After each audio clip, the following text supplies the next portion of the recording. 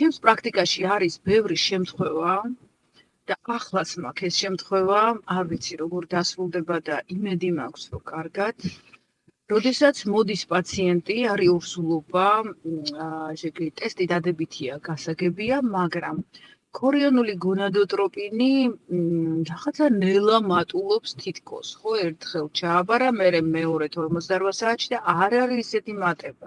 შემდეგ გამოჩნდა სანაყოფე პარკი, საშუალო ზღურში დიდხანს არ ჩანდა, ვეძებ იქნება და მილშია იქნება სადმე სხვაგან არის, მაგრამ არ ჩანს და ბოლოს როგორც იქნა გამოჩნდა, მაგრამ თითქოს ზრდაცნელია ამ სანაყოფე პარკის, არ ჩანს ემბრიონი, ემბრიონიც რაღაცა წესით უკვე უნდა ჩანდეს, ან მაგალითად ემბრიონი ჩანს და გულისცემა არ არის, კიდევ იბარება ჯერჯერობით არ არის, ანუ აი რაღაცა იგვიანებს, ანუ არ ეჭვი რომ ორსულობა არის შეწყვეტილი, ხო?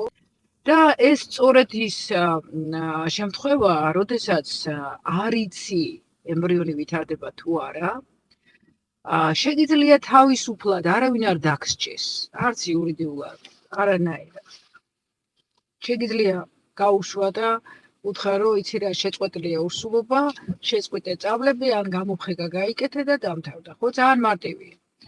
მაგრამ მე ამას ვაკეთებ ყველაზე ბოლო წერტილში, ესე ვთქვათ, აი როცა ყველანაირი იმედი გადაიწურება და როცა 100 კი არა, ну, ესე პირობითად ვიტყვი, რომ 200%-ით ვარ დარწმუნებული, რომ ორსულობა შეწყვეტა. აი ამ შემთხვევაში მე ამას ვეუბნებ პაციენტს. სხვა შემთხვევაში მე შეიძლება ის მოვიყვანო კიდე ერთ კვირაში, კიდე 3 დღეში, 4 დღეში და ხშირად სხვათა შორის იმის გამო, რომ მე პაციენტებისგან ხშირად მივიღე საყვედური, იმიტომ რომ ესეთი შემთხვევები ყოველთვის კარგად არ თავდება.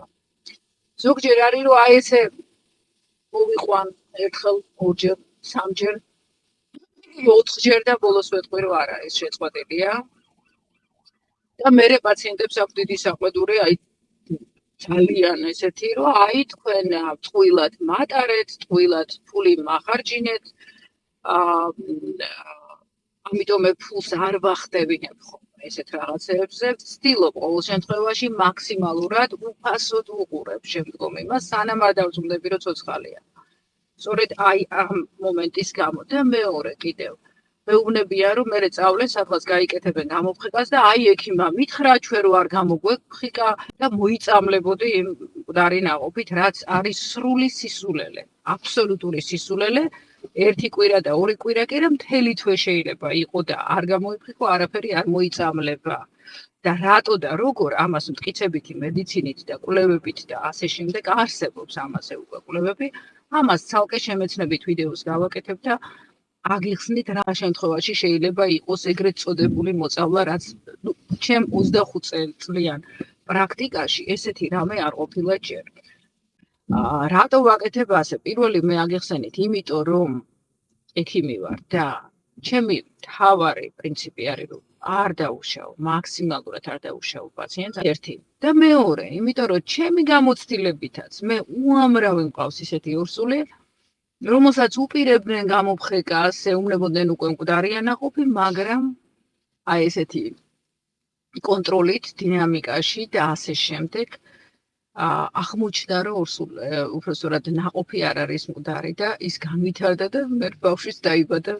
ანუ წარმოიდგინეთ რამხელა რაღაცაა, ხო? და პაციენტმაც დამიჯერა, თორე არის შემთხვევები, პაციენტი არ მიჯერებს, გარბის ეგრევე გამოსამხეკა, თუ არ მინდა რაღაცა არის ესეთ შემთხვევები, მაგრამ ვინც დამიჯერა, ვინც ბოლომდე მოყვა, ყველა შემთხვევა არა, მაგრამ არის შემთხვევები, როდესაც ორსულობა შევინარჩუნეთ ბოლომდე, დაიბადა ბავშვი და ამიტომ ეს ღირსი, მაგრამ ესე გავაკეთო.